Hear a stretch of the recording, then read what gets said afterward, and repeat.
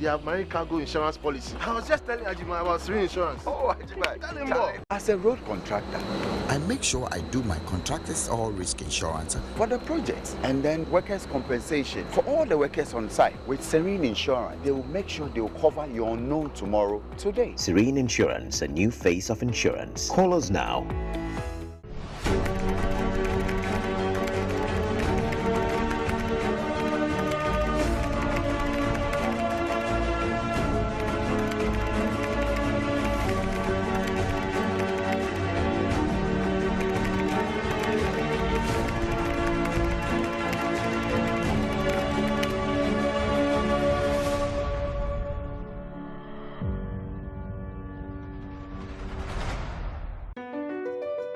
MPS Terminal 3 is Africa's new state-of-the-art container terminal at Tema Port.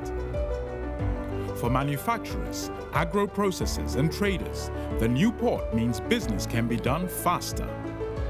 This infrastructure boost will improve Ghana's port handling capacity, connect more trading routes, and oil the engine of growth for the economy, creating greater opportunities across all sectors as Africa's markets merge and become the largest trading bloc globally. MPS, we connect, you thrive. Business and life can be like the sea sometimes. Sometimes serene, sometimes calm, sometimes turbulent, and at times it brings the unexpected. However it is like, trust Phoenix Insurance for your home, car, business, and marine insurance needs. Call 0302 246 319 or 0243 690 492. At Phoenix, you experience a delightful service delivered with wisdom. You're welcome back. We are now going to take a look at some happenings in the port and shipping industry in the course of the week. And indeed, in the course of the week, Meridian Port Services embarked on a tree planting exercise, and the target is to hit 1,001 trees. That's what they intend to plant. And indeed, a Chinese naval vessel also called the port of Tema, plus the fact that the Ghana Shippers Authority also held a forum for some stakeholders, particularly the export community, on Ghana's trade agreements. Let's take a look at these stories and more. As part of efforts to accelerate economic growth and drive foreign exchange, the Ghana Shippers Authority has held a forum to abreast importers and exporters on some of the country's trade agreements and how they can position themselves to take advantage of it. The forum, which was under the theme, Facilitating Shipments under Ghana's Preferential Trade Agreements, saw various importers and exporters from different sectors participate. Trade data from the Integrated Customs Management Systems, ICOMS, have revealed that imports through the African Continental Free Trade Agreement have exceeded exports since the inception of the trade agreement in 2021. As a result, trade facilitation agencies have been advised to put in place programs and devise policies that would increase exports, as it is key to foreign exchange earnings and a driver of economic growth.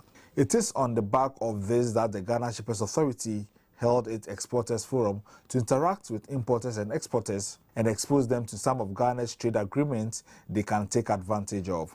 Fred Asedu is the head of freight and logistics at the Ghana Shippers Authority. A number of our exporters are not up to speed, with these available opportunities, and consequently, as Ghana Shippers Authority, which is mandated to promote and protect the interests of shippers, we thought that it's appropriate to create a forum, bring them all together, walk them through the available preferential treatments that are in the various agreements.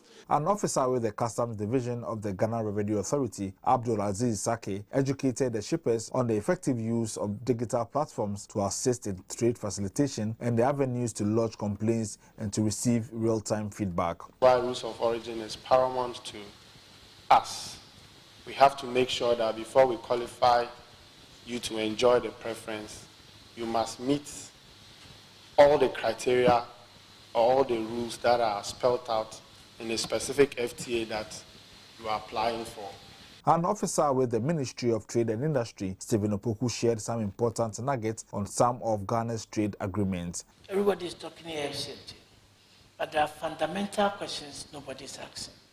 Now we have EPA, we have UKTPA, we have AGOA. Now we've come to AFCFTA. Somebody will ask question, what's the difference? They are all FTAs, but there's big difference. But it is also not to suggest that one is important than the other, because the market dynamics will show.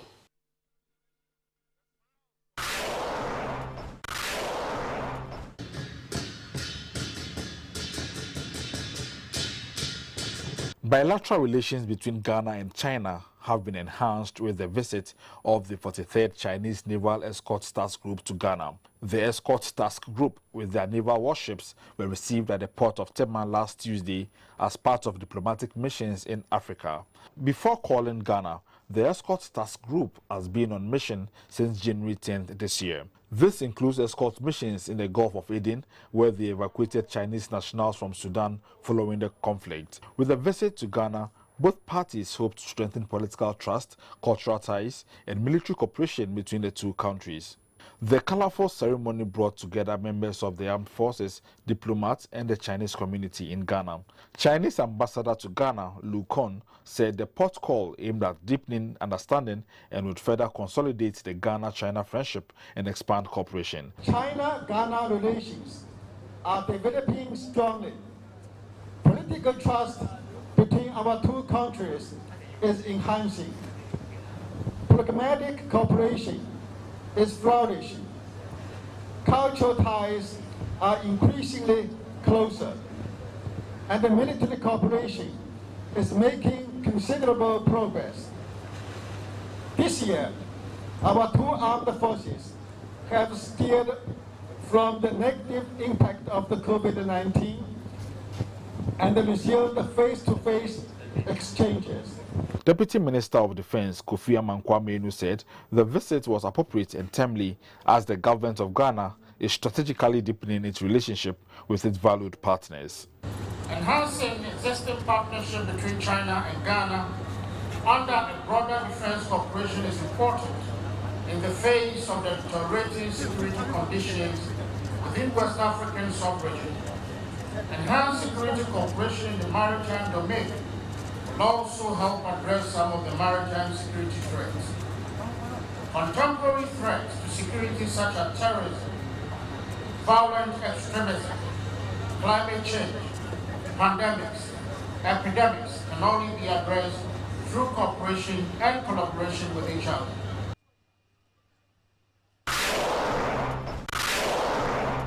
The United Nations Economic and Social Council, ECOSOC, has formally granted special consultative status to the Center for International Maritime Affairs Ghana, CIMAG. The granting of the consultative status to CIMAG followed ECOSOC's adoption of the recommendation of the Committee on Non-Governmental Organizations at its coordination and management meeting of June 2023. CIMAG status now entitles it to designate official representatives to the United Nations headquarters in New York and the United Nations offices in Geneva and Vienna. Speaking in an interview with Iron Port, the executive director of CIMAG, Albert Derek Fiatui, said the granting of the special consultative status will allow CIMAG to register for and participate in events, conferences and activities of the United Nations, as well as sit as observers at public meetings of the ECOSOC and its subsidiary bodies. So when you are an NGO like CIMAG and you are granted this status, it puts you at that place where you have access to the United Nations workings itself and also the various organs of the United Nations. It's not something that should be taken lightly because a lot of people or organizations attempt and they are not able to get it. He said CIMAG will continue to work assiduously with other agencies in promoting the ocean's role in sustainable development and protecting the marine environment. The work we've been doing with the agency so far has been credible. The major work that we are interested in is in the promotion of the maritime sector, the blue economy, the oceans, and also the environment most especially. And so when we had meetings with the United Nations Environment Program, for instance, we made it clear to them that we are, one of our core areas is marine and coastal biodiversity protection. And that has to do with environmental protection. And they are very much interested and happy that we have proposals currently that we are pushing to engage in some coastal projects, protection projects.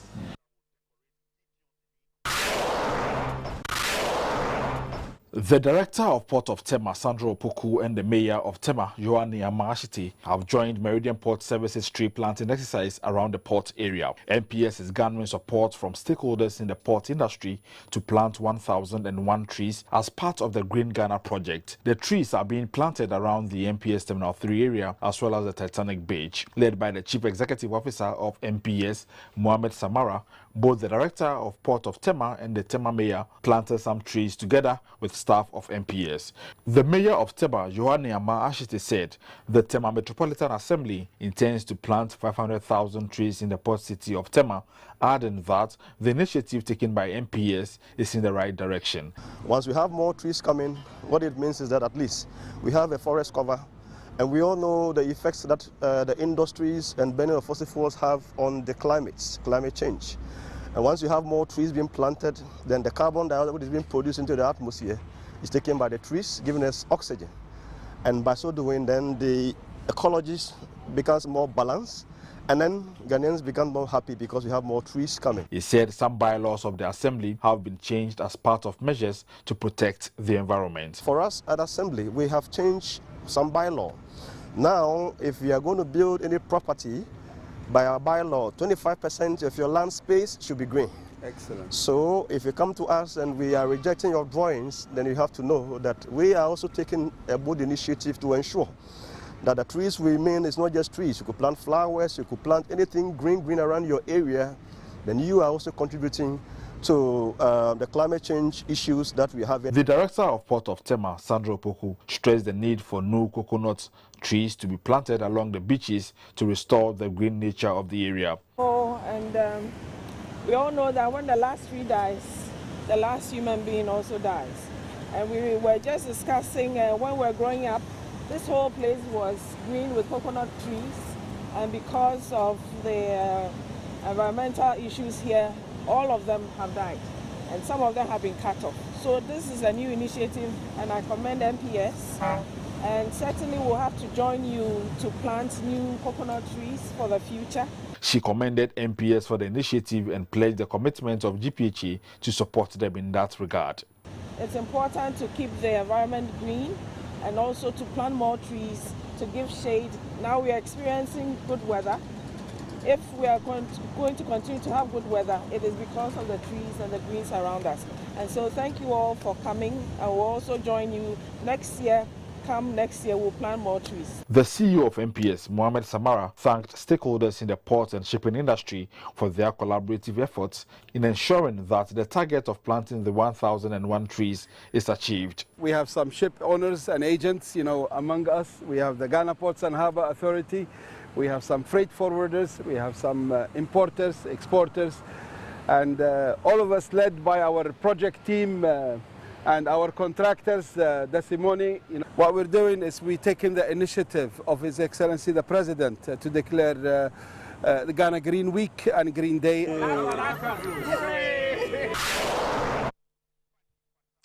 All right, welcome back. Those were some stories in the port and shipping industry that took place in the course of last week. Indeed, we're now to the day. Remember, the word or phrase of the day has been fashioned to bring you up to speed with the terminologies and jargons we use in the shipping industry. And today's word is grounding. Grounding.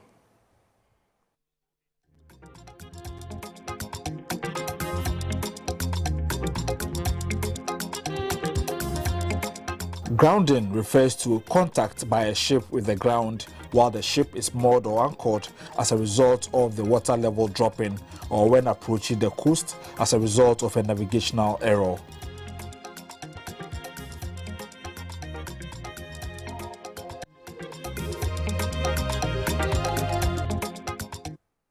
All right, so welcome back. We are now zooming into our discussion proper tonight. And tonight we're taking a look at the regional Maritime University and some of the wonderful things students there are doing. Unknown to many of us, the students have been up to some big things in that particular institution. And they had the occasion to showcase what they've been up to during the Day of the Seafarer. That was last week. And so we took the opportunity to bring them into the studios to find out from them what these innovations are about. I count 10 of them that they've listed. That's among the many that they have done. And for us to take a look at the prospects of jobs for them as they go through that institution and complete and then get onto the job market. I count 10 here. Design and construction, that's the innovations that the students have come up with. 1, design and construction of a solar-powered boat. 2, design and construction of a dovetail live buoy. 3, redesign and fabrication of pyrolysis reactor. 4, design and construction of underwater ROV. We'll get to the details to tell you what ROV means when we begin the discussion. 5, design and fabrication of an integrated solar convective dryer. 6, design and fabrication of a plastic shredder. 7, design and construction of a hydraulic lift. 8, design and construction of a prototype wind turbine to aid in teaching of wind energy system.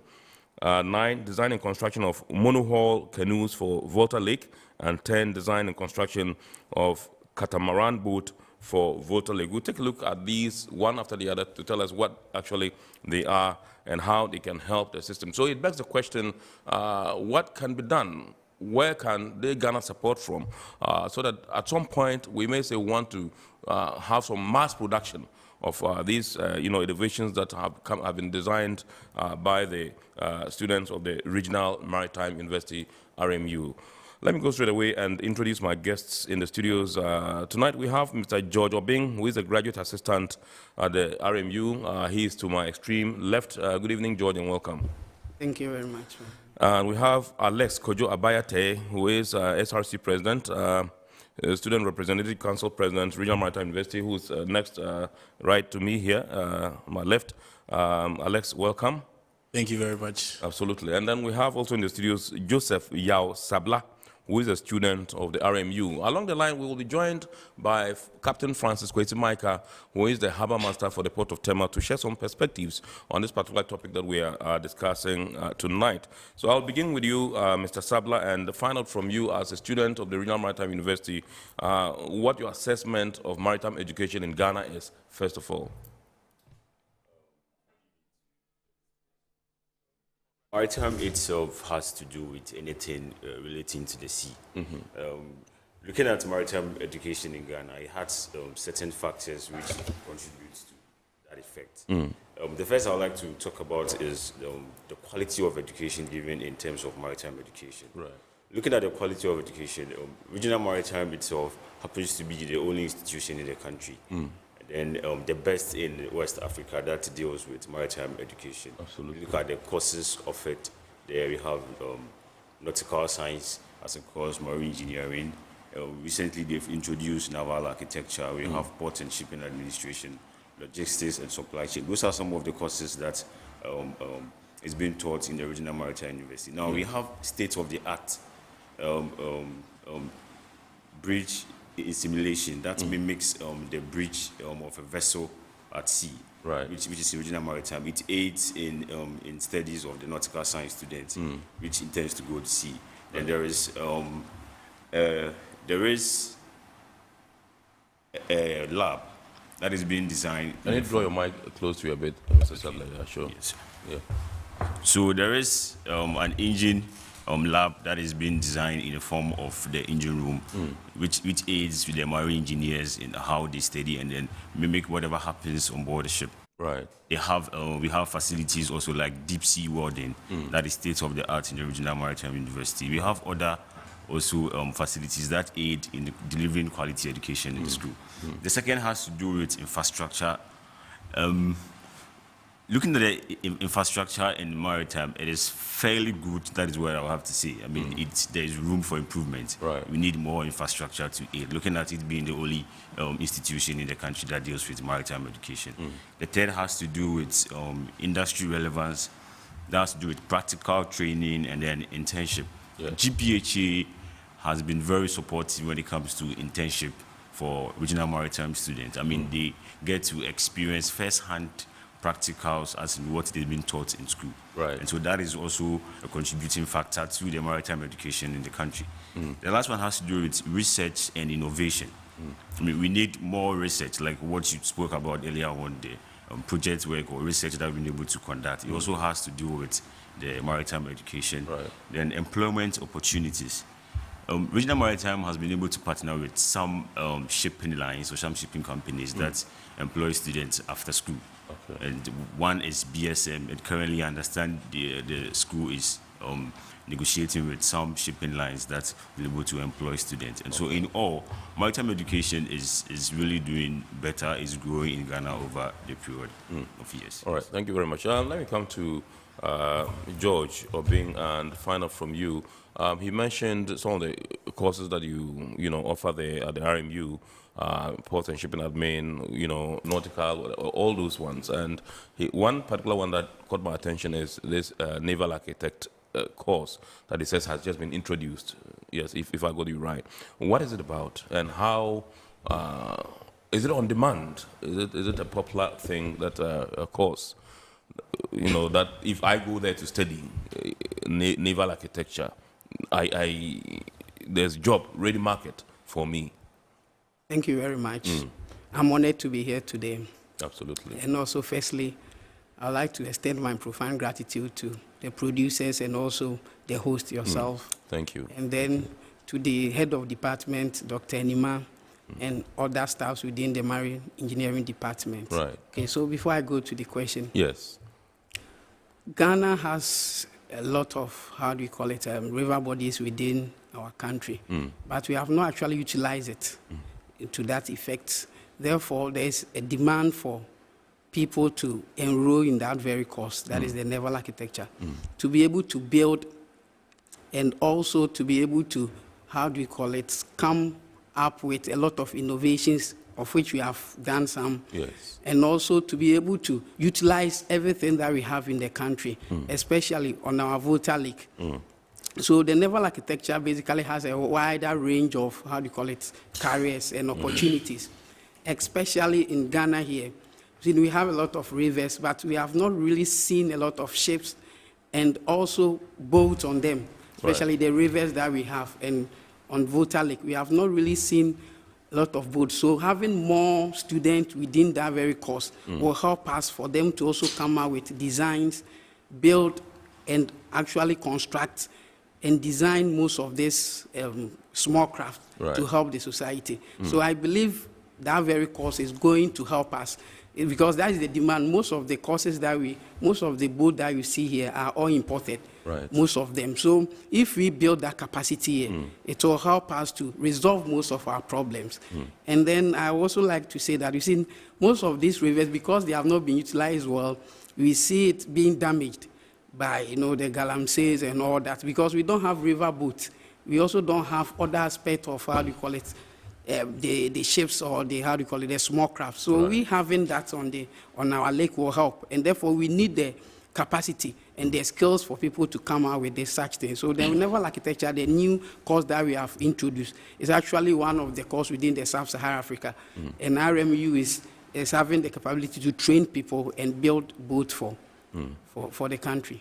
Yes, so we are ready. How long did it take you to come up with these innovations? Okay, so myself, I started this for the past, 4 years now. We have been doing this, but this very year we started to come out with it and then showcase to the world what we are also capable of doing. So for this very one, it has been, a year, especially the catamaran and also the mono horse. Yes, we always hear of accidents happening on the Volta Lake. So it strikes us that as naval architects, what can I do to solve such problems? Yes, because it has been always we hear of such accidents on the lake. So it strikes me to come out with this innovation to solve the problem, so that with loss of life and then properties will also be reserved. So that's how come we came out with all these innovations, especially for the catamaran boat and the monohull, to solve the accident on the Volta Lake. All right. Great. Let me come to Alex. And if you would want to walk us through some of these innovations, I mentioned them, the 10 of them. If you want to walk us through some of them and tell us what they're actually about.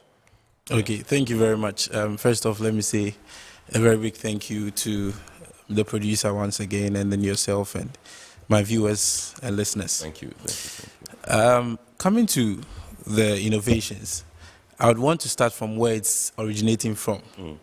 Necessity, they say, is the mother of inventions. We are moving towards a world which is gradually going towards climate change activities. We are looking at how best we can be able to curb societal problems with the very little things we have at our disposal. This is why students of Regional Maritime University pick particular topics that they do as thesis and then final year projects. For example, he made mention of the catamaran boat and monohull for the Volta Lake. Yes. This is to curb an industry problem. Students of Regional Maritime University are forced, or let me say, are given the room to explore what is going on in the global market. What is the need? What is the challenge? What we need on the outside world. Then we capitalize on it and then write on it. Some of them we come up with construction works and all that. So let me walk you through a couple of innovations that have come up. Yes. The very first one I will talk about is the very project I formed part in working on. That is the Dovetail Life Buoy. It is an innovation that was cultivated from an accident that has occurred at sea. Okay. So at sea, you realize that people go man overboard. Or let me say a sailor goes man overboard. That's how we normally call it. I mean, a sailor falls from the deck and then, yes, and he's in the sea.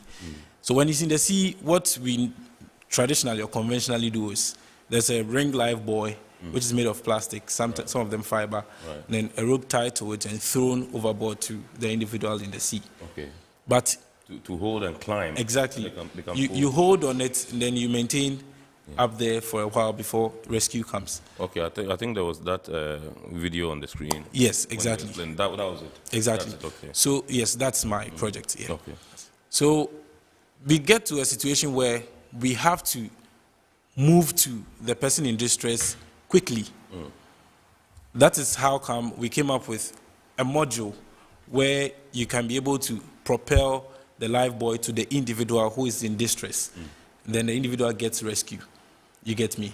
So this we are talking about, I would want to touch on something small, which is innovative works by students in universities. Okay. I would want us to focus on using the brains of these students to move forward. Why am I saying this? When I was looking at the accident that occurs at sea and all that, I came up Dolphin 1 by students of a university in Toronto, Canada. Okay. Students came up with it, and then it has been taken and upscaled, and is now on the market. So if we students of Regional Maritime University have come up with such innovations, I believe it can be upscaled and taken up to the market as well. That's one of them. Let's go to the wind turbine. Turbine, yeah. Or from there, I'll come to the ROV. Okay. The wind turbine is used to harness wind energy to produce electric energy. It is something that is known worldwide. But then, how are we implementing it? How are we using it? We are in a world which is moving towards... Okay, so Kojo, because you are giving us details about these innovations that you have done, I want you to hold your breath. Let me go onto the phone lines and engage Captain Kwesi Maika. That's fine. And then when we are done with him... Okay, I understand he's not on yet. Okay, that's fine. So you can continue. Sure. Yeah. So the one particular course which is being taught in Regional Maritime University is renewable energy. Okay, so the world is moving towards decarbonization, zero carbon emission. How are we as a country embracing that? How are we as a people embracing that? That is how students have been able to come up with such an idea to build a wind turbine to harness that energy and then move towards the world's trend. So I'll move to the ROV. Right. Yes. We are exploring our waters. We are using Volta Lake transport. What is ROV in the first place? Okay, ROV is remote operated vessel. Okay. Yes, it's normally found offshore. Normally the FPSOs use them for installations underwater and all that. Yes. All right, sure. So this ROV is going to meet the demand on the market.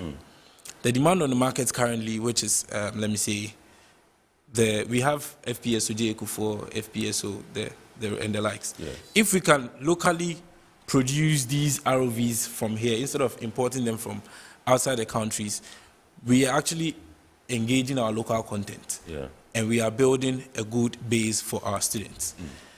That's what I can talk about now. So, okay. Who else would want to speak to some of the innovations? Okay, I'll come back to the studio, but let's go online and speak to Captain Francis Kujumaika, who is the Harbour Master for the Port of Tema. Good evening, Captain, and thank you so much for joining us. If you can hear me, I just want to find out from you. You were at the Day of the Seafarer celebrations, and you saw some of the innovations that have been that have come up. Through the students of the Regional Maritime University. I sit here, I counted 10 of them, and they are running us through what they really are. I just want to find out from you what you make of these things that you saw on this particular day.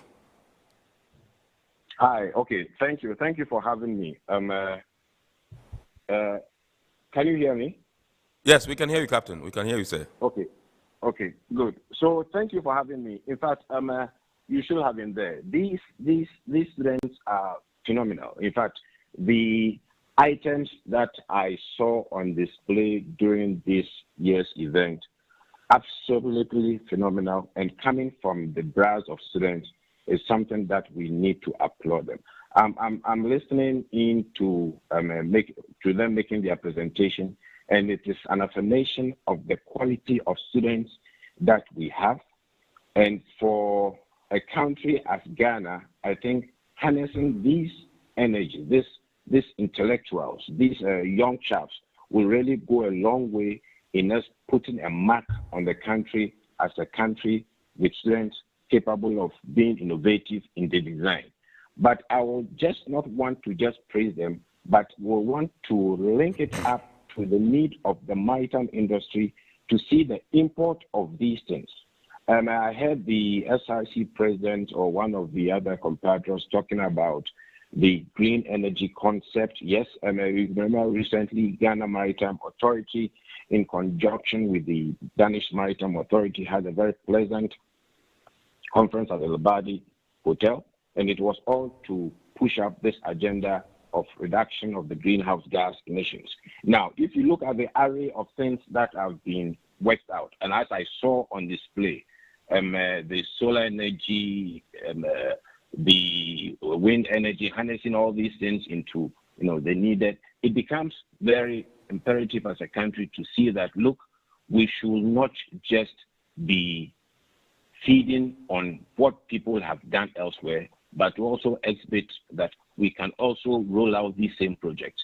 Some of them are already being worked out and they're already in the industry, talking about solar, talking about the wind, etc. But when I see this guy working on the dovetail live buoy, this is very remarkable. This is outstanding. And I believe that the needed support is for the maritime administration, of course, coming from the Regional Maritime University to work it out, to give them all the needed support so that these works do not just end up on our shelves, but become a reality and part of our usage, even in our harbors, even so that Ghana becomes a hub for selling out these products. It will be very, very remarkable, at least, if not for the entirety of the world, the Gulf of Guinea for that matter. But again, you see, the other construction that needs to be worked out. You were making a reference to the Naval Act and its importance to the maritime industry. And I was glad the gentleman was talking more on the need to have these things on our water bodies. We are all very much aware of the incidents, the accidents, the drowning, the capsizing of boats, and it's all because the needed technology has not been rolled in. We have talked a lot on these things, but facilitating it for it to come into reality has been the challenge. I will want to talk about these naval acts being very, very important in the production of simple boats, the design of bridges for the waterfront at the Volta Lake, on the other water bodies, the rivers that we have started all over the country.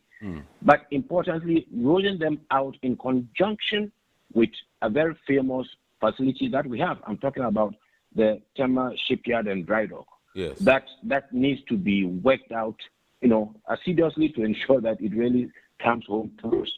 So once these works are complemented by the needed support financially, technological breakthroughs, I think we are good to go. And it will really place us on a map of a country that are very innovative. And then place RMU as a true citadel of education as far as maritime jurisprudence is concerned. So this would be my initial remarks. Yes, Captain. I'll be standing by unless you have something else to add. Yes, I just want to find out from you. You mentioned in your submission that the Regional Maritime University and the Maritime Administration should lend them some support.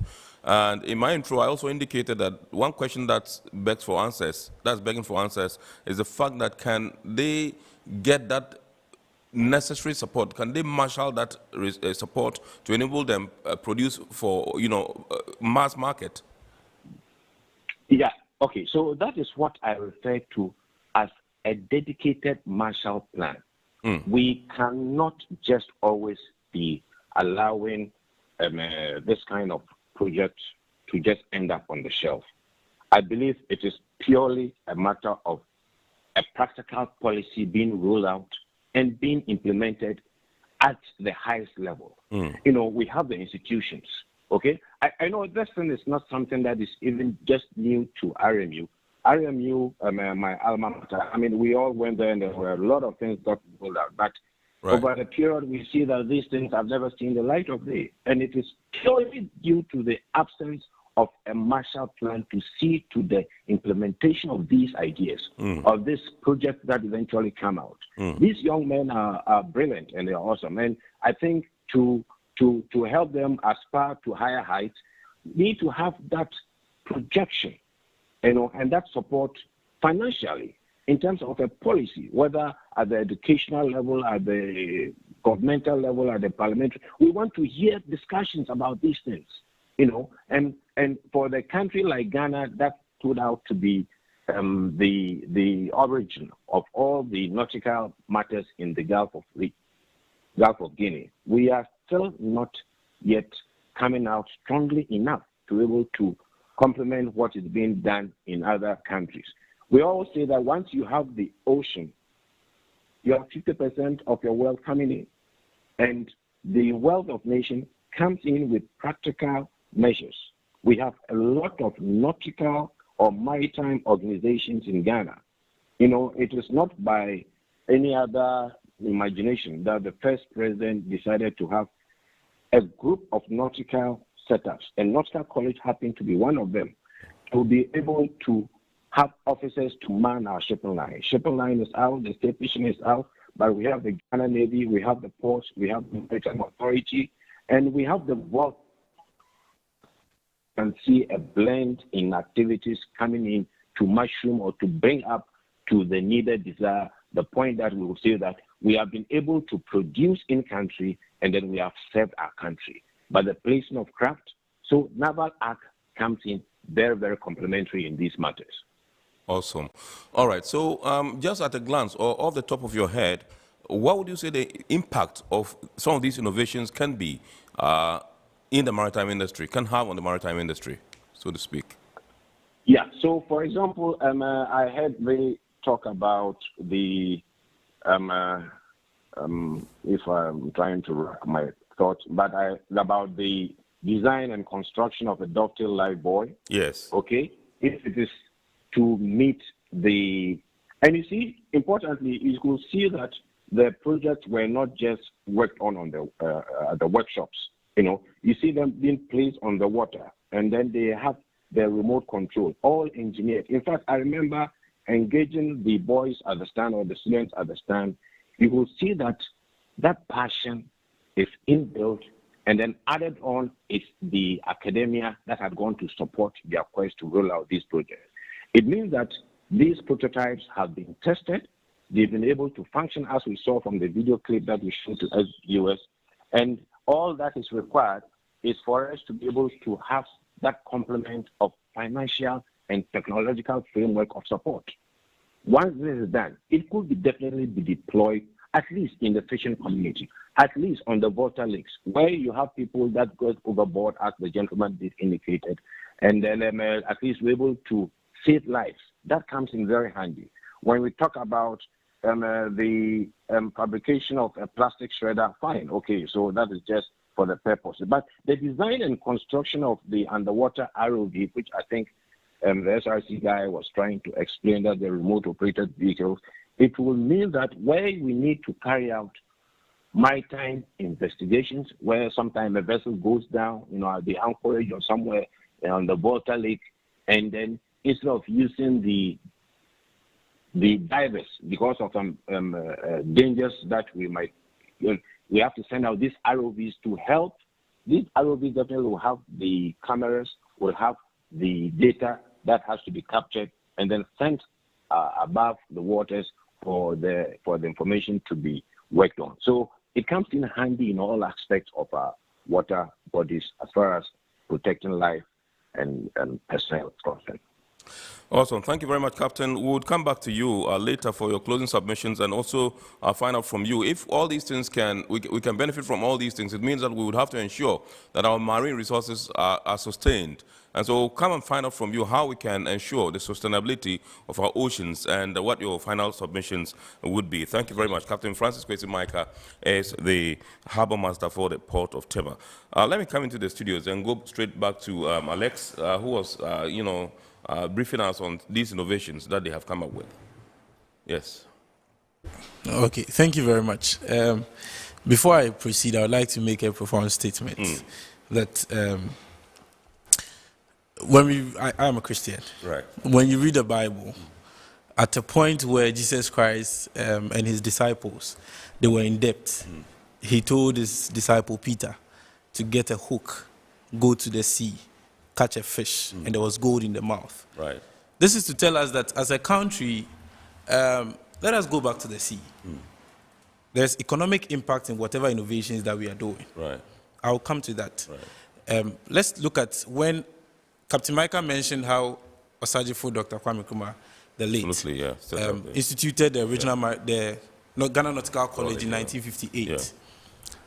After a hard time gaining freedom, what is the first step to take? It is economic recovery. And in economic recovery, one of the very main institutions that were established was the Ghana Nautical College. That should tell us how impactful the Regional Maritime University is going to be like. Now let's look at another important aspect, which is the ROV. I would like to dive more deeper into the ROV. The ROV is meant to go to places where human beings cannot, under the water. These students came up with, they are actually in my class. Yes. We share the same class. And I would like to commend my group members before I continue. That's James Arthur and then Ivan and then Wilson. We are the ones who came up with the Dovetail Live Boy. Now, coming back to the ROV. I'm sure they are watching, so they've heard. Yes, definitely. So, coming back to the ROV, let's take FPS with JQ4. Right. If we have to employ people from China to, I'm just using this figuratively, people from China to come up with their apparatus and other stuff, just to be able to detect a fault under a vessel. Yeah.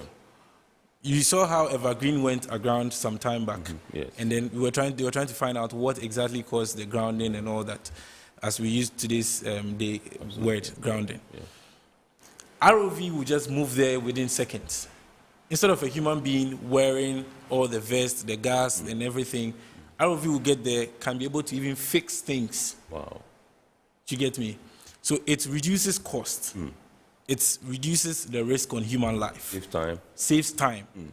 And time is definitely money. Absolutely. Let's look at the Volta Lake Transport, the monohull that is being constructed by students. We know traffic congestion in our part of the country, which is Accra. Let's take someone who works in Akosombo, and then the person wants to actually work somewhere in Tema. The person stays in Akosombo, works in Tema. The easiest means of transport will be water. Right. But we will go by traffic, and then we'll go by land, then we are stuck in traffic in Afienya. You know Afienya Fariwa traffic. We stay there for like 2-3 hours in one traffic. But we can use less than 30 minutes to commute, to come down. Coming from the northern region, there's supposed to be water transport from up there, because the lake travels from up the scale down to wherever we are today. Right. So I believe these innovations can go a long way. Let's take the Ghana Navy, for example. quite recently, the Chief of Naval Staff made mention of how we are getting some vessels from outside the country to add up to our fleet as a country. Yes. They just ended Ghana's Blue Economy Summit. Yes. I would want to say that construction of these vessels home base, one, expands our security. Because I would want to steer cautiously when it comes to security. Yes. You would see a boat being built in China, brought here to Ghana. Then, when there's something very, very peculiar that has to be fixed on it, we have to go back to China and get it fixed. But here lies the case, we are using the resources we have in our country. Naval architecture, as has always been said, is very prominent. Actually, the reason why I'm Regional Maritime University is I wanted to study naval architecture as a course, BSc, but it's only studied outside the country. So I said if that's the case, then let me study marine engineering, then take it up scale, then I'll do my MSc in naval architecture. That is how come I'm in Regional Maritime University. So it is demanding. The world is moving towards the oceans. Recently, MSc launched one of their huge cruise vessels. We can design it here. We have the human resource. We have the men to do it. So I believe we should be able to come together as one. One of the people who likes to walk the talk that I would want to commend and then call on will be the Director General for Ghana Maritime Authority. That's Dr. Thomas Alonsi. He does marvelously well because I remember meeting Dr. Thomas Alonsi in 2021 when he said they are going to work on the Volta Lake, the Dambai, and all this. We remove debris and all that to prevent accidents. They actually moved towards it and then they worked towards it. But then, how are we going to utilize this water more? These monohull boats, if you can project the monohull for me, I would be glad. So that viewers will see how it's like. It's just for mainly this. It's mainly for transport. It is not for any further ups and downs. It's just to transport people from one point to the other, and it is safer. That's George there. Yes, that's in a mini smoke. Yes. Yeah. I hope you get me. Yes. I think at this point I'll leave this particular discussion to George to. Yeah. Let me come to. I'll come to George, but let me come to Sabla and find out from him. He mentioned the Volta Lake and what we can do to get people faster through the. But let me find out from you. They've been reported accidents on the Volta Lake. Sometimes it pops up, it comes up, and it's been a recurring thing. Once in a while it happens and all that. I want to find out what your take is with respect to these accidents that occur there and what we can do, something like a mitigating factor to ensure that we stop the trend. Okay, Alex Abayate happens to mention one contributing factor to accidents in the water lake that has to do with debris in the water. Because that is being dealt with gradually by I know GMA. at some point the Ghana Maritime Authority was involved in removing tree stumps from there and that kind of thing. That is also a contributing factor to the cause of accidents in the water lake. The other contributing factor has to do with lack of proper training and certification of boat operators. These boat operators lack proper training. In the maritime industry, there is absolutely zero tolerance for error. Because the least error you do, the accident and the impact is very huge. And so there is zero tolerance for error. And so this boat operator needs to have training, proper training and certification to be able to move the boat. The second one has to do with overloading of the boat. There was an accident reported where I think 8 pupils lost their life. And then that was as a result of overloading. Is it the one we told the kid was the one in charge of the boat or something? Okay. Yes, you realize that a boat which is designed for to transport 15 individuals will have to take about 50, 60. And that education needs to be done by the regulating body, that is GMA. So that is also a contributing factor. The other one has to do with the poor maintenance of the vessel. There's something in the maritime space we call seaworthiness. Should a vessel be deemed as seaworthy, that means that vessel is supposed that vessel can be safely navigated from one port to another port without causing damage to the vessel, causing damage to the cargo, causing damage to the individual and the environment. Most of these boats lack maintenances. And so the GMA as a regulatory body should be able to look at that aspect to keep the vessels maintained. Then the other one has to do with navigational errors. Okay. Because most of them lack training, you realize that they do certain navigational errors which leads to capsizing. And because they don't, the whole thing has to do with training. Right. I mean, if you're not well equipped with what you are doing, you will end up having problems. And so you realize that there's one accident in the Water Lake that has to do with 18 students, 18 people that traveled for funeral and then they came back. That accident was as a cause of a high tide. You realize that if you don't know how to calculate the tides or know how to counter the tide, you realize that the boat will be able to capsize. Right. And then the last one I'd like to talk about is the wearing of life jackets. If those individuals were to be wearing life jackets, you realize that they could have at least... The survival rate would have been higher. The survival rate could have been very high. And then if the survival rate is not high, you realize that there should be a rescue team that is readily available to be able to assist in situations like that. So basically, that is the take I have on the Water Lake accidents and then how it can be averted. Okay. All right. So let me come to George and find out from you what actually inspired these innovations and how difficult was it, putting them together? Because 10 is no mean an achievement. Yes. I must say kudos. So what inspired the various project work was industrial challenge. You're saying we have all these projects were towards, resolving problems within our industry. Yes. So for instance, the Water Lake, we have challenges there. I will categorize the problems there into three. That is the safety, the operational, and also the design aspects of the problems there. So the design aspect is what we have tackled, and also the safety aspect of what is happening there. The design aspect is, if I want to go into the integrity of this current canoes that we have there, as time goes by, if we still use that one, we are going to lose a lot of lives there, because the design is not, the stability of that boat there are not really, how do I even put it? They don't match standards, because initially the whole concept of designing or the shipping industry started from artwork, where people start to come out with trees and then they will dig inside and then it will, but as times went by, things have changed. So we actually have to change the way we do our things on the Water Lake. We have been using wood for quite a number of, years now. Yeah. And then this wood, initially they were getting a thicker diameter to do the carving and all that. But now they don't have the thickness of that very wood. So what they do is they do planking. So anytime this wood hits something, it breaks into two and then lives are lost. Yes. So we really need to look at it by going for another material, that is fiber, because considering the nature, we can't go in for steel or aluminum. So it means that we have to gear towards using fiber. So we saw the need for us coming out with new ideas by resolving that. And because of the stability issue of our boat, we need to come out with a hull that can really solve that problem.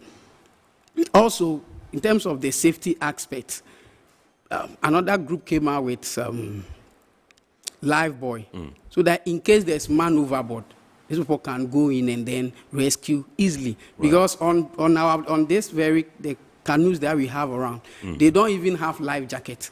Neither do we talk of navigational aids.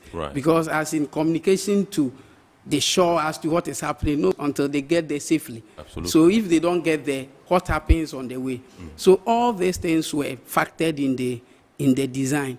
So it always inspired us more to, check the various problems we have in the society and also work towards that. And then coming to the challenges that we faced, financial constraint, as students coming out this project, going out there to seek funding is sometimes very difficult.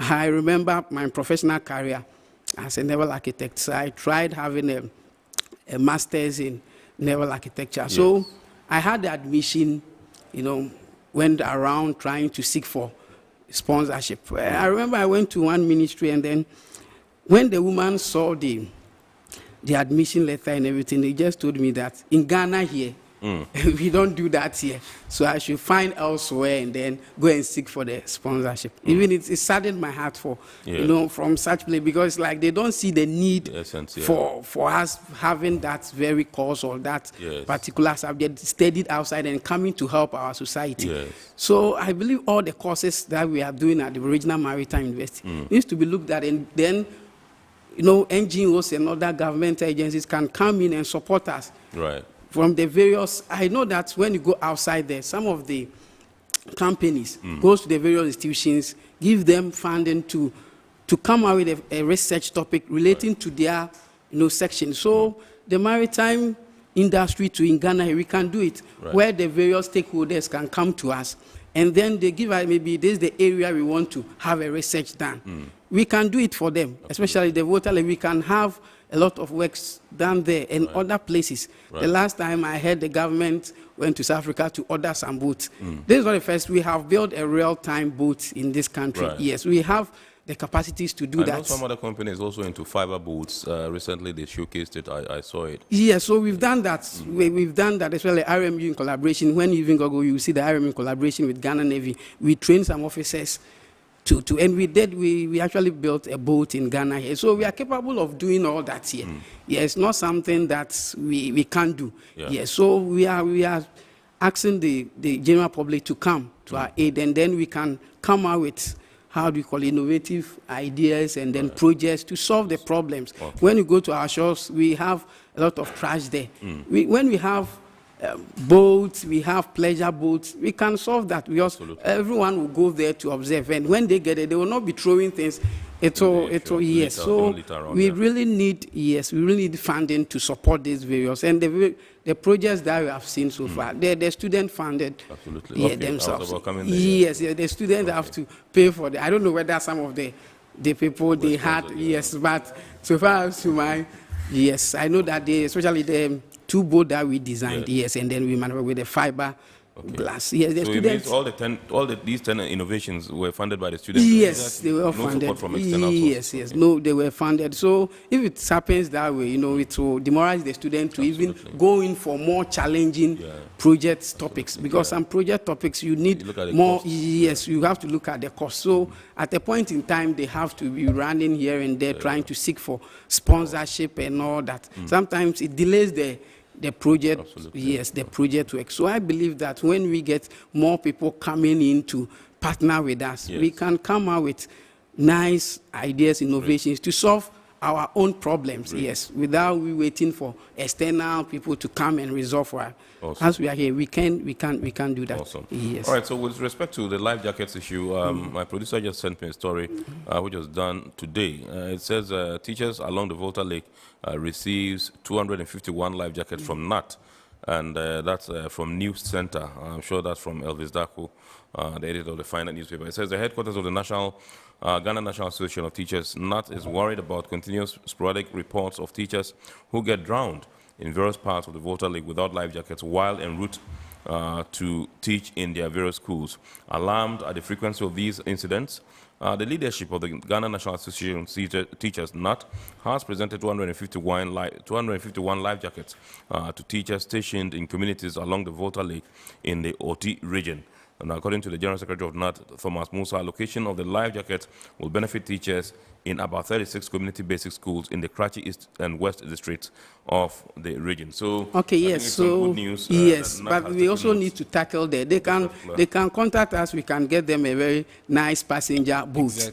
So we can solve that problem right from the design aspect. So there's the safety aspect of it, of which is good. So we can also come out with, when we come to the design aspect, we can come out with a very nice, how do you call it, mono or catamaran for the teachers and the students to use. Yes, so we can have that done. Right. Yes. Okay, so I think here we would take a break. This is Sion Port here on Metro TV. that is proudly powered by the Ghana Ports and Harbours Authority. Tonight we're discussing some innovations by students of the Regional Maritime University. We've listed 10 of them, and they are giving us some perspectives and insights and what the job prospects are like, once you enroll in that institution. Remember, we also have Captain Francis Kwesi-Micah, who also came and shed some light on some of these things and how we're supposed to, progress from this stage that these students have done these wonderful jobs. And you just had the last submission.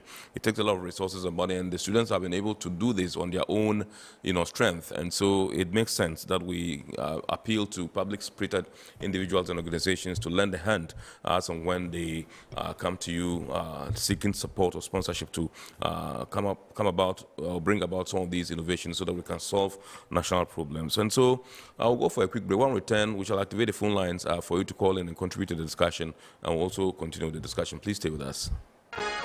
Every now and again, Goil makes good things happen. This time, Goil has introduced Super XP Ron 95, a higher grade fuel loaded with additives and yet sold at the same price as normal fuel.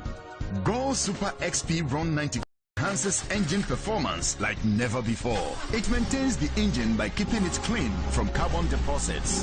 Goil Super XP Ron 95 is designed to burn slowly and thus improves fuel economy, making you save money after several kilometers.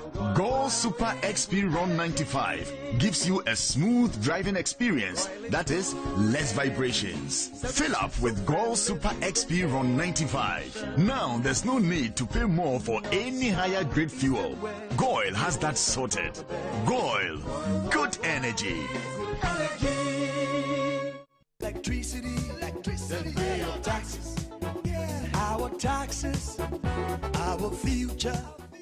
Because you see, without our taxes, we wouldn't have good roads, good schools, better hospitals, street lights, and other very important social amenities.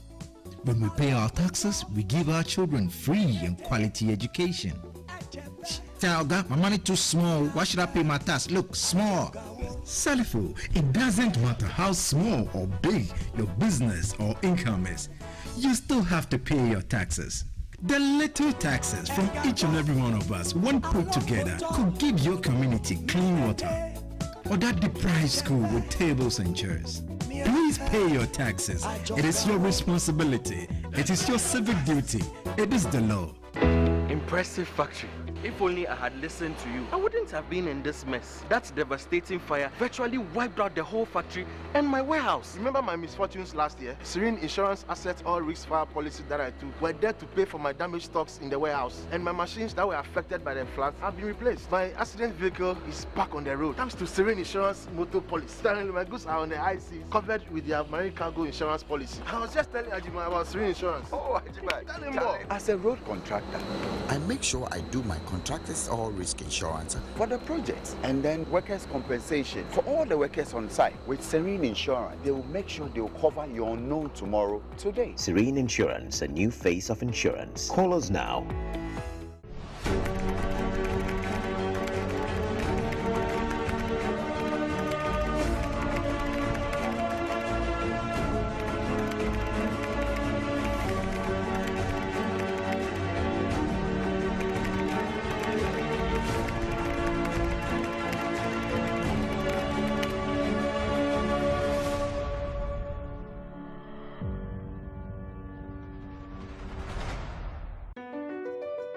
MPS Terminal 3 is Africa's new state-of-the-art container terminal at Tema Port. For manufacturers, agro-processors and traders, the new port means business can be done faster. This infrastructure boost will improve Ghana's port handling capacity, connect more trading routes, and oil the engine of growth for the economy, creating greater opportunities across all sectors as Africa's markets merge and become the largest trading bloc globally. MPS, we connect, you thrive. Business and life can be like the sea sometimes. Sometimes serene, sometimes calm, sometimes turbulent, and at times it brings the unexpected. However it is like, trust Phoenix Insurance for your home, car, business, and marine insurance needs. Call 0302 246 319 or 0243 690 492. At Phoenix, you experience a delightful service delivered with wisdom. All right, so welcome back, and I've been told by the production team that we can activate the phone lines. The number to dial is 02055283530, 02055283530. You can call in and contribute to the discussion. I think some messages have come through. Let me take this one, which is from Benji in Tema. He says, hello, I'm Benji from Tema. What Joseph Sabla is saying is very true. The government should build more infrastructure at the Maritime so that more students can join to help build Ghana. Okay, so let me come to you, Joe, and find out. Oh, you just finished? Yes. Okay, so let me come to Alex and find out from you. We just spoke about the issue of, what do we call it, finance, and how you've not been able to draw the necessary sponsorship from, you know, organizations that you're supposed you could easily, you know, get that from. Is it that they don't believe in the durability or authenticity of your innovations, or what do you think is a challenge? Why you're not able to attract sponsorship? Okay, so talking of sponsorship, I would say such innovative works are novel, and for someone to just believe in you to sponsor with huge amount of money, it will take a lot of convincing, and also government policy. Talking of government policy, one of the policies I would want to commend the Ministry of Transport and the Ghana Maritime Authority for is the cabotage law. The cabotage law, which helps seafarers and students of Regional Maritime University. That notwithstanding, I would want to talk about policies that can support such innovative. Policies that can support such innovatives, yes. Innovative, you know, things or innovations. Okay, so let's get Alex. I understand we have Alex from Tema. Stephen from Tema. Yes. So let's get Stephen, and then we'll get back to you, and then you continue from where you left off. Good evening, sir. Yes, good evening. Please shoot, Stephen. Yes. Yes, please. I would want to just make a little contribution to the program. It's very insightful. I think today is my first time that I'm watching fully. Thank you very much indeed. Yes, thank you. To contribute, I would like to say, currently, for some years now, GPHA has been doing something to support petroleum engineers, or not only petroleum engineers, but people that have programs that is in line with their mandates. They give them scholarships to be able to pursue some courses that you come back. Some don't even come back to help the nation, but as a way of improving people that we would have to support the petroleum agenda. Yeah. What can the maritime industry in Ghana do? For me, I would say I don't know what they are doing currently as in sponsorships. But if that is not in place, I would encourage that they pick up this. This is a very brilliant project. In fact, several that have been showcased by these students. It's a very brilliant thing that if we give them the needed aid, there is one thing that they are currently saying, which is not full for them to say, that they have the men, we have the men. It's true, we have up to a limited resource, but they need to be fine-tuned. How can this be done? Right. We can send some people outside to learn what is the best practice in the industry, just as was done at Atuabo, Ghana Gas. Yes. After a year of sending our people outside, our men, they came back to take over the industry. Absolutely. When you go to Ghana Gas, not even a single white man. The expatriates have been sent away. Yeah. Yes, that we can do for our people. Right. Let us push them, give them the support they require. For example, the graduate assistants, mentioning looking for aid to go study some course. These are things that should be handy when it comes to promoting the agenda of we becoming self-reliant in the future to come.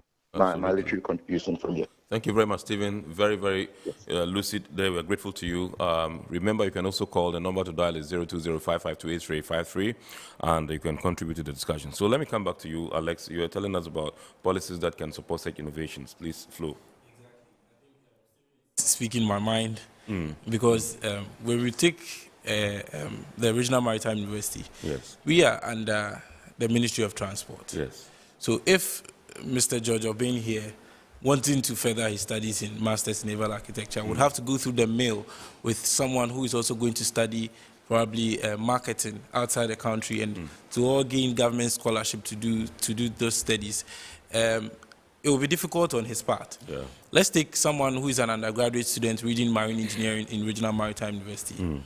You go through the same procedure every single student in Ghana goes through to obtain a scholarship in Ghana. It is difficult if you are from Regional Maritime University to gain these scholarships. Right. Looking at the cost of maritime education. Absolutely. Exactly. So why not have a designated structure within the maritime space where the money is coming from?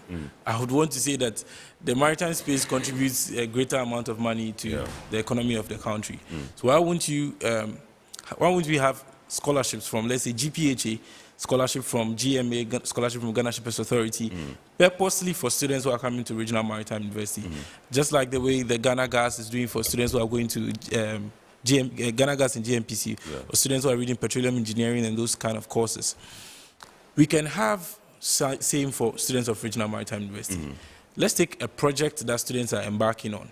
Earlier, there was this partnership between, I think, Technip FMC and then Regional Maritime University Marine Engineering Department, where students are engaging in final year projects. The Technip brings a challenge from their industry. Then students take it up as project work to resolve. Exactly, to resolve it and find solutions to it. This is the best practice to me. GPHA have a problem, bring it to Regional Maritime University. We let students brainstorm it, sit down, come up with ways and means to push it. So GPHA will fund it. GPHA will fund it, exactly. Students come up with innovative ideas. There should be rooms, there should be a channel, there should be a means by which students can approach these bodies and say that we need help with such a thing because it is in line with your field of work or your area. So help us to come up with such an innovative idea and then push it forward. The channel of communication is what is needed the most. You get me? Before the funding can follow up. So let's talk about. Sabla made mention of navigational errors in the Volta Lake. There's this, I think, very short course that is being run by Regional Maritime University, which is Pre-C. Okay. Pre-C can delve into navigation, can delve into engineering aspects of going to sea, and then that has to do with navigation and then how to be able to chart your path on sea. Yes, we'll come back to you. All please. Sorry to cut you that. We have Nathaniel, who is calling us from Nungwa. Good evening, sir. Yeah, good evening, sir. Yes, thank you very much for calling. Please flow, Thank you very much. Yes. Yeah, Mr. George or Mr. Steven made mention that they said something that's wrong, that they have the men, they have the men, they have the men. And I think calling on government to help these students to help bring up this innovative project. I think the school as a whole should also support the students by providing them with their project materials to be able to come up with such projects, which can help improve in the maritime industry. I think giving them this money or helping them to purchase these project materials will also help release burden on them, because for example, these Dovetail lifeboat, I don't think the school even invested in it, or I don't think the school even helped the students to help purchase the materials needed to develop this Dovetail lifeboat. And this is not cool at all. Or let me say, this is not easy for a student, or some for some groups you see that there are 3 or 4. Some you can see that there are only 2 students there, and you can see that sometimes asking for money from their parents is very, very, very, very difficult. You can't tell your man today you buy this, tomorrow the price goes up. Sometimes you have to go to a project site where you have to buy things in dollars. Some will tell you $20. Tomorrow when you go, it's $25. Some photos like this. So the school, I'm also saying that the school should also help to support that students or help support the students in purchasing their project materials to be able to develop those their projects to help improving them. Right. Thank you very much, Nathaniel, for your call and your suggestion. You want to, Mr. Obing, you want to perhaps proffer some response to? Yes. That the RMU itself should at least be able to support you. So what we are saying here is that the RMU also has its own policies of founding, project works. Yes. We have some channel that you have to go through. Yes, before your project. The school has that policy there. Yes, but what we are saying is that we want a lot of partnership with the industry to partner with us. Yes. In terms of such project, I said earlier on, when you go outside there, the industry brings their works, then the student will research on it, get the funding for them, and get everything that's, the solutions to them, and then they will go and implement. So what we are saying here is that we have identified the problems relating to the maritime industry. Right. And we have come out with innovative ideas. So what we are saying is that we need funding and sponsors so that we can even enter into the market, where we can come out with this Dovetail Live Buoy. We come out with, real-time Dovetail Live Buoy, where it will be in mass production.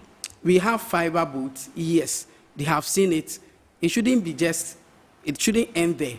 Yes, we need so that it can also create employment. So NGOs, other stakeholders can come in and support these ideas. Then the student can also gain employment right from the project that they have done. Yes. Because going through that process within a year, at least they have gotten some experience. Yes, that they can implement all that and go into mass production, so that they will also not finish and then go and add up to the unemployment, numbers that we have in the country. So that is what we are saying, that we need industrial partnership where people will come in and say, okay, this is the problem that we have, solve it for us. Yes, then we will come out with that innovative ideas based on the things that we have been doing and what have been going on in our classrooms and all that. They can come out and solve the problems.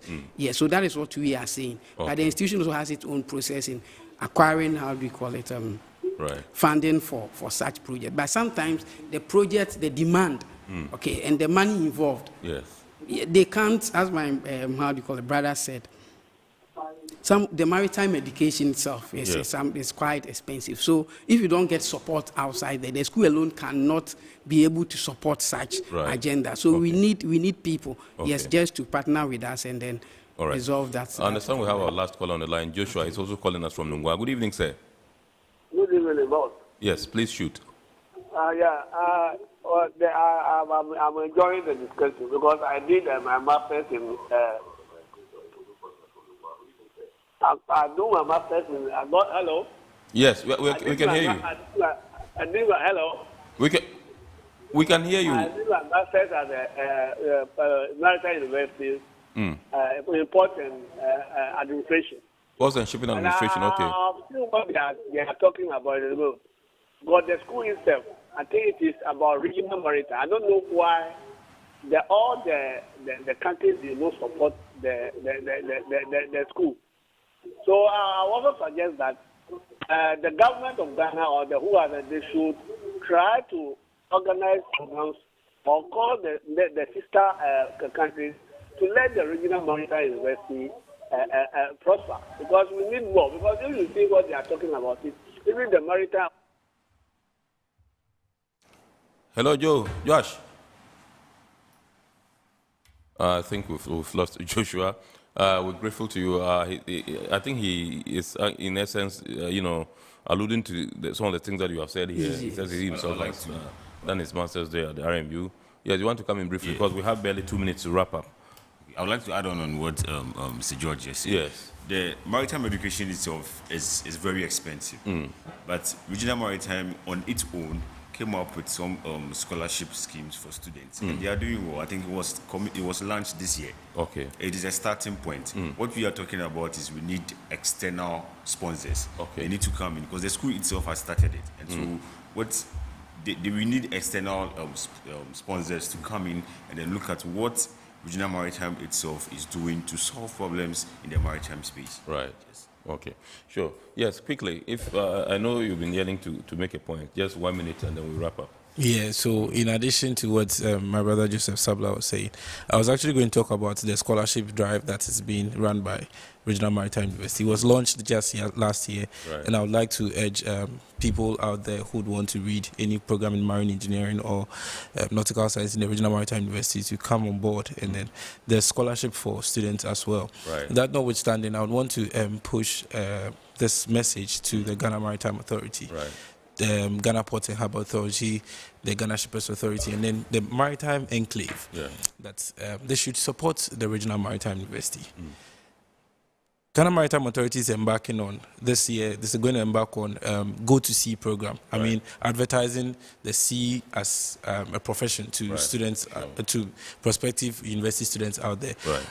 This they are going to add up to the masses in Regional Maritime University. But then, what are we doing to improve their lives? We should render support, and mainly it's financial support, and also help students who want to study outside the country or take the various works they are doing in school further. Right. Let's help them. That's my point. Awesome. All right, so that was Alex Kojo Abayatai, who is SRC President for the Regional Maritime University. Also in the studios has been George Obing, Graduate Assistant, Regional Maritime University, and indeed Joseph Yao Sabla, Student, Regional Maritime University. We also had on the line Captain Francis Kwesi Maika, who is the Harbour Master for the Port of Tema, helping us digest this particular topic of supporting local maritime innovations for sustainable development. We say big thanks to our sponsors, Ghana Revenue Authority, GWEL PLC, Serene Insurance, Ghana Link Network Services, Meridian Port Services, and indeed Phoenix Insurance. Remember, the show is powered by the Ghana Ports and Harbours Authority, and the abridged version will be shown on Ghana Television on Wednesday at 8:30 p.m. Make a date and watch that. My name is Kennedy Mona. We would leave you in the safe hands of the rest of the team that will take up the rest of the programs for tonight on Metro TV, and we wish you a very super week ahead and have a wonderful evening. Good evening.